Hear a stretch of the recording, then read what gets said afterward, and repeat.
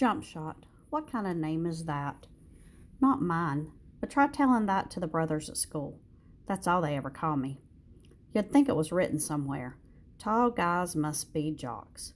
No, make that tall people, 'cause Deandra's got the same problem. Everybody expects her to shoot hoops. The difference is, she's got no talent in that direction. Ask me, she's got no business playing b-ball. That's my game. I've got a good height and good hands, and that's a fact. But what about the rest of me? Forget who I really am, who I really want to be.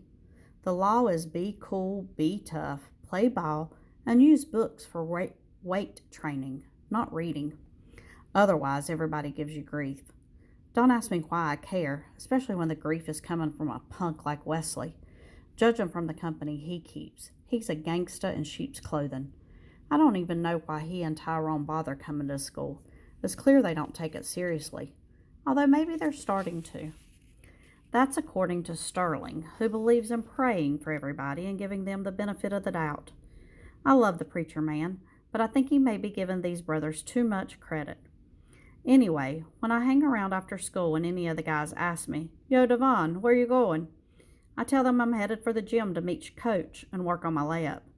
Then once they're out the door, I cut upstairs to the library to sneak a read.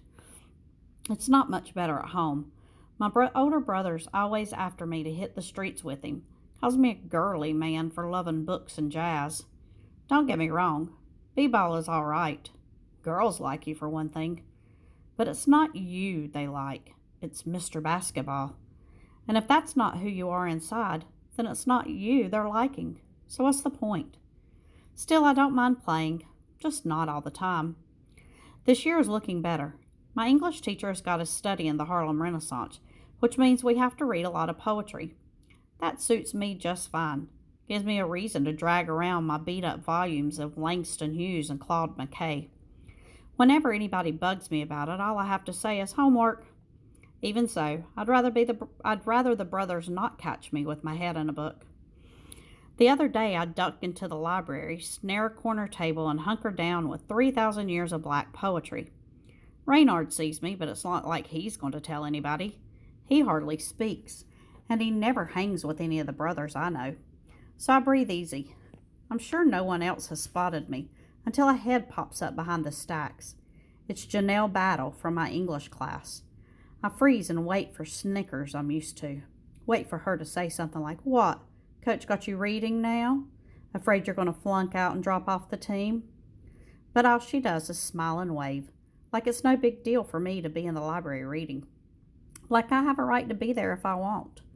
Then she pads over, slips a copy of The Panther and the Lash on my table, and walks away without saying a word. It's one of my favorite books by Langston Hughes. How could she know?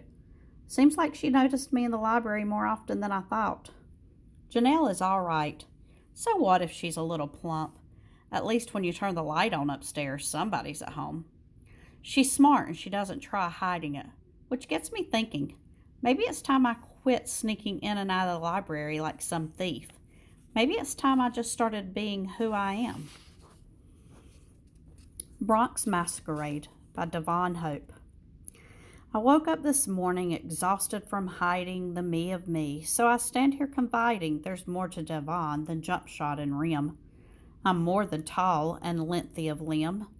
I dare you to peep behind these eyes, discover the poet in tough guy disguise. Don't call me jump shot, my name is Surprise. Tyrone. Shoot, if I had moves like Devon, I'd be cruising cross court with Scottie Pippen. That's probably what the brother's going to end up doing anyway, 'cause he ain't half the word man I am. Of course, I've probably been at it longer. He might get better. I said might. And who knows? Muhammad Ali was a boxer and a poet. Maybe it's time for another hoop man to rise to the occasion and show Shaquille he ain't the only word man on the court.